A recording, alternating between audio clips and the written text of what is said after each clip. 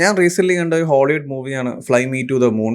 ഈ ഒരു മൂവി കാണാനുള്ള മെയിൻ റീസൺ എന്ന് പറയുന്നത് ഇതിന്റെ ട്രെയിലർ തന്നെയാണ്. ഒരു അടിപൊളി കോൺസെപ്റ്റ് ആയിരുന്നു. അതായത് മൂൺ ലാൻഡിംഗ് എന്ന് പറയുന്നത് ഫേക്ക് ആണ്, അത് ഏരിയ 51 ഷൂട്ട് ചെയ്ത ഫുട്ടേജ് ആണെന്ന് പറഞ്ഞൊരു കോൺസ്പിറസി തിയറി ഉണ്ട്. സോ അതിന്റെ ആ ഒരു തിയറിയും ആ ഒരു കോൺസെപ്റ്റ് ഒക്കെ വെച്ചാണ് ഈ ഒരു മൂവി പ്രസന്റ് ചെയ്തിരിക്കുന്നത്. ആൻഡ് നമ്മുടെ ക്രഷ് ആയിട്ടുള്ള സ്കാർലറ്റ് ജോൺസൺ, പുള്ളിക്കാരി വാസ് ലൈക്ക് കിടിലം. എൻ്റെ മൂവിയിൽ ആ ഒരു ക്യാരക്ടർ പ്രസന്റേഷനും ആ ഒരു ക്യാരക്ടറിന്റെ പെർഫോമൻസും ആ ഒരു ഇമോഷൻസും എല്ലാം പൊളിയായിരുന്നു. ചില സീക്വൻസ് ഒക്കെ ഞാനിങ്ങനെ കണ്ണെടുക്കാൻ നോക്കിയിരുന്നു. ആ ഒരു സീനിൽ ഒരുപാട് ആൾക്കാർ സംസാരിക്കുന്നുണ്ട്, ഒരുപാട് ക്യാരക്ടേഴ്സ് സ്ക്രീനിലുണ്ട്. പക്ഷെ എന്നാലും നമ്മളെ കണ്ണെടുക്കാതെ ഇങ്ങനെ നോക്കാം, അമ്മാതിരി പൊളിയായിരുന്നു. എൻ്റെ പൊന്നെ ക്രഷൊക്കെ അടിച്ചു പോയി. ഈ ഒരു മൂവി എനിക്ക് ഭയങ്കര ഇതിൽ ഇഷ്ടപ്പെട്ടു. ഒരു അടിപൊളി മൂവിയാണ്.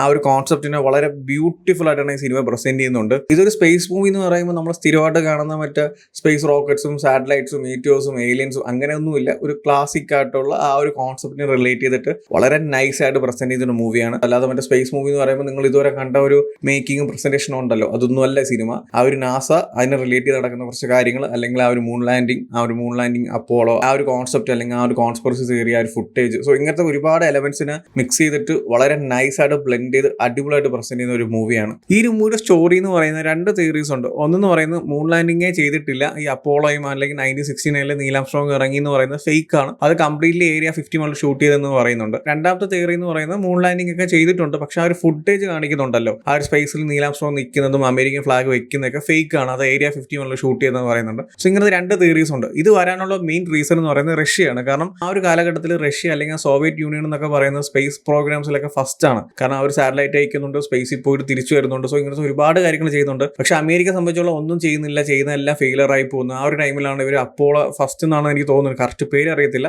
അതിൽ മൂൺ ലാൻഡിങ് ചെയ്യാനുള്ള ആൾക്കാരൊക്കെ ഇങ്ങനെ സെറ്റായി നിൽക്കുമായിരുന്നു. അതിന്റെ ടെസ്റ്റിംഗ് ടൈമിൽ അത് പൊട്ടിത്തെറിക്കുകയും 3 പൈലറ്റ്സ് മരിക്കുകയും ചെയ്തു. സിനിമയിൽ സംസാരിക്കുന്നുണ്ട്. സോ അമേരിക്കനെ ഫുള്ളായിട്ട് ഫെയിലറായി നിൽക്കുവാണ്. സോ അവർക്കൊരു കംബാക്ക് വേണം. അല്ലെങ്കിൽ ലോകം ഫുള്ളിൽ ഇപ്പം റഷ്യൻസിനെ പറ്റി സംസാരിക്കുകയാണെങ്കിൽ ഇനി അമേരിക്കനെ കുറിച്ച് സംസാരിക്കണം, അല്ലെങ്കിൽ ഇവരുടെ മൂൺ ലാൻഡിങ്ങിനെ കുറിച്ച് സംസാരിക്കണം. ലോകം ഫുള്ളും ഈ ഒരു കാര്യം ഫേമസ് ആക്കണം, അത്രേ ഉള്ളൂ. ഈ ഒരു സിനിമ സംസാരിക്കുന്ന ഒരു ഫേക്ക് ഫുട്ടേജ് കോൺസെപ്റ്റ് ഒക്കെ ആണെങ്കിലും അടുത്ത ലാസ്റ്റ് വരുമ്പോൾ ആ ഒരു സിനിമ അമേരിക്കൻസിനെ സപ്പോർട്ട് ചെയ്ത് തന്നെ സംസാരിക്കുന്നുണ്ട്. അങ്ങനെ ചെയ്തിട്ടില്ലെങ്കിൽ സിനിമ റിലീസ് ആവത്തില്ല, അത് വേറൊരു കാര്യം. ആൻഡ് ഈ ഒരു മൂലം മെയിൻ ക്യാരക്ടേഴ്സ് എന്ന് പറയുന്നത് സ്കാർലറ്റ് ജോൺസണും ചാനിങ് ടേറ്റുമാണ്. രണ്ടുപേരും അടിപൊളിയായിട്ട് പെർഫോം ചെയ്തിട്ടുണ്ട്. രണ്ടുപേരുടെ ക്യാരക്ടേഴ്സ് ആയാലും അവരുടെ പെർഫോമൻസ് ആയാലും എല്ലാം അടിപൊളിയാണ്. ചില സീക്വൻസ് എല്ലാം അവർ ഹാൻഡിൽ ചെയ്യുന്നതൊക്കെ വെറും പൊളിയാണ്. ആ ഒരു സിറ്റുവേഷൻ അനുസരിച്ച് അടിപൊളിയായിട്ടാണ് ചെയ്യുന്നുണ്ട്. എസ്പെഷ്യലി സ്കാർലറ്റ് ജോൺസൺ ചില ഇമോഷൻ സീക്വൻസ് ഒക്കെ ഉണ്ട്, അതൊക്കെ പുള്ളിക്കാരി ചെയ്യുന്ന ലൈക്ക് സീൻ അത്ര കിടിലുമായിരുന്നു.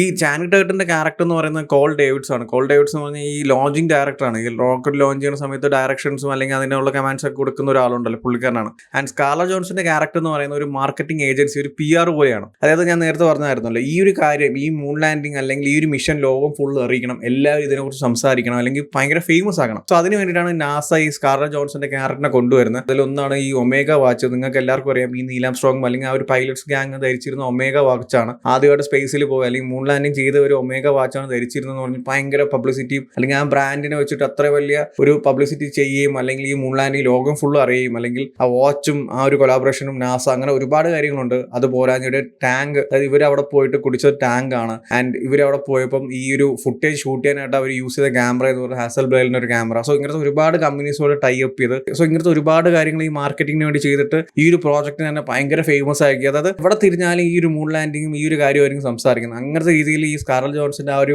മാർക്കറ്റിംഗ് ഐഡിയ ഒക്കെ വെച്ചിട്ട് ആ ഒരു എൻറ്റയർ സീൻ തന്നെ മാറ്റിക്കളയും. അതൊക്കെ കിടിലാണ്. ഈ എൻറ്റയർ മൂവിയിൽ പുള്ളിക്കാരി ഒരു ക്യാരക്ടർ ഭയങ്കര ഇമ്പോർട്ടൻ്റ് ആയിട്ടുള്ള ഒരു ക്യാരക്ടറാണ്. സോ ഇങ്ങനത്തെ ഒരുപാട് കാര്യങ്ങൾ വെച്ചിട്ട് ആ ഒരു മൂൺ ലാൻഡിങ് എത്ര ഫേമസ് ആയും, അല്ലെങ്കിൽ ആ ഒരു മൂൺ ലാൻഡിങ് ശരിക്കും ഒരു ചെയ്തോ, അല്ലെങ്കിൽ ഫുട്ടേജ് ഫേക്ക് ആണോ, അല്ലെങ്കിൽ എന്താണ് ശരിക്കും അവിടെ നടന്നത്, അങ്ങനത്തെ ഒരുപാട് കാര്യങ്ങൾ ഈ സിനിമയിൽ ത്രൂ ഔട്ട് സംസാരിച്ച് പോകുന്നുണ്ട്. എടുത്തു പറയേണ്ട ഈ മൂവിയുടെ പ്രസന്റേഷനാണ്. അടിപൊളിയായിട്ടാണ് ഈ മൂവി പ്രസന്റ് ചെയ്തിരിക്കുന്നത്. ഓരോ സീക്വൻസും നല്ല രീതിക്ക് തന്നെ വർക്ക് ആവുന്നുണ്ട്. ആൻഡ് എടുത്തു പറയേണ്ട കാര്യം മേക്കിംഗ് ആണ്. കാരണം ഈ ഒരു മൂവിയുടെ ഓരോ സീക്വൻസും, അതായത് ഇപ്പം എസ്പെഷ്യലി എടുത്തു പറയുകയാണെങ്കിൽ നാസയും അവിടെ റിലേറ്റഡ് ആയിട്ടുള്ള കാര്യങ്ങൾ, ആ 60s ആ ഒരു നാസ എങ്ങനെയാണോ, ആ ഒരു കോസ്റ്റ്യൂംസ് എങ്ങനെയാണോ, അന്നത്തെ കാസ് എങ്ങനെയാണോ ആൾക്കാർ സംസാരിക്കുന്നത്, അവരുടെ സ്റ്റൈൽ അല്ലെങ്കിൽ മാർക്കറ്റിംഗ് സ്റ്റൈൽസ്, എല്ലാ കാര്യങ്ങളും വളരെ ഡീറ്റെയിൽ ആയിട്ട്, ഒരു മൈന്യൂട്ട് കാര്യം പോലും അത്ര ഡീറ്റെയിൽ ആയിട്ട് കാണിക്കുന്നുള്ളതുകൊണ്ട് തന്നെ നമുക്ക് എല്ലാ കാര്യങ്ങളും വർക്കാവും. ആൻഡ് എസ്പെഷ്യലി നമുക്കൊരു ഫീൽ കിട്ടും, നമ്മൾ അവിടെ ആയതുപോലെ, ആ ഒരു 60s ആ ഒരു അപ്പോളോ മിഷനിൽ നമ്മൾ അവിടെ ഉള്ളതുപോലെയൊക്കെ കിട്ടും. കാരണം അത്ര കിടിലായിട്ടാണ് ഈ ഒരു എൻറ്റയർ ഫിലിമിന്റെ എക്സിക്യൂഷൻ ചെയ്തിരിക്കുന്നത്. ഈ ഒരു എൻറ്റയർ മൂവി എനിക്ക് ഏറ്റവും ഇഷ്ടപ്പെട്ട ഒരു പോർഷൻ എന്ന് പറയുന്നത് ഇതിന്റെ ക്ലൈമാക്സ് ആണ്. അതായത് ആ ഒരു മൂൺ ലാൻഡിംഗ് സീക്വൻസ് കാണിക്കുന്നുണ്ട്. ഇത് സ്പോയിലർ ഒന്നും അല്ല, നിങ്ങൾക്ക് അറിയാം ഈ ഒരു മൂവിയുടെ കോൺസെപ്റ്റ് എന്ന് പറയുന്നത് എൻഡ് ആവുന്നത് അങ്ങനെ തന്നെയാണ്.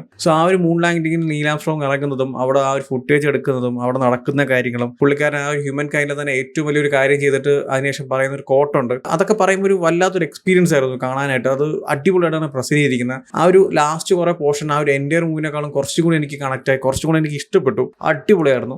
Big salute to director. കാരണം പുള്ളിക്കാരൻ അടിപൊളിയായിട്ട് തന്നെ സിനിമ സിനിമ ഡയറക്ട് ചെയ്ത് വെച്ചിട്ടുണ്ട്. ഇതിന്റെ ഡയറക്ടർ എന്ന് പറയുന്നത് ഗ്രേഗ് ബെർലാൻഡിയാണ്. നമ്മുടെ DC-യുടെ ഫ്ലാഷ് സീരീസ്, ആരോ, ഗ്രീൻ ലാന്റൺ അതൊക്കെ ഡയറക്ട് ചെയ്ത പുള്ളിക്കാരനാണ്. ഒരു സ്പേസ് മൂവി എന്ന് പറയുമ്പോൾ നിങ്ങളൊരു തോട്ടിൽ വരുന്ന ഒരു കാര്യമുണ്ടോ? ഓക്കെ, മീറ്റിയോറും ഏലിയൻസും അത് സ്പേസും അവിടെ നടക്കുന്ന കാര്യങ്ങളും അതൊന്നും അല്ല സിനിമ. ഒരു വേറെ ലെവലായിട്ടുള്ള ഒരു ക്ലാസിക് സ്പേസ് മൂവി എന്ന് വേണമെങ്കിൽ പറയാം. അങ്ങനത്തെ രീതിയിലാണ് ഈ മൂവി പ്രസന്റ് ചെയ്തിരിക്കുന്നത്. സോ എന്തായാലും കണ്ടുനോക്കുക. ഒരു നൈസ് എക്സ്പീരിയൻസ് ആയിരിക്കും ഈ മൂവി എന്നുള്ളത്. ഓൾറെഡി ഈ മൂവി കണ്ടവരാണെങ്കിൽ നിങ്ങളുടെ ഒപ്പീനിയൻസ് എന്താണെന്ന് വെച്ചാൽ കമന്റ് ചെയ്യും. വീഡിയോ ഇഷ്ടപ്പെട്ടാൽ ലൈക്ക് ചെയ്യൂ, ഷെയർ ചെയ്യും. ഇതുപോലത്തെ കൂടുതൽ വീഡിയോസിനായി ചാനൽ സബ്സ്ക്രൈബ് ചെയ്യൂ. Thank you so much.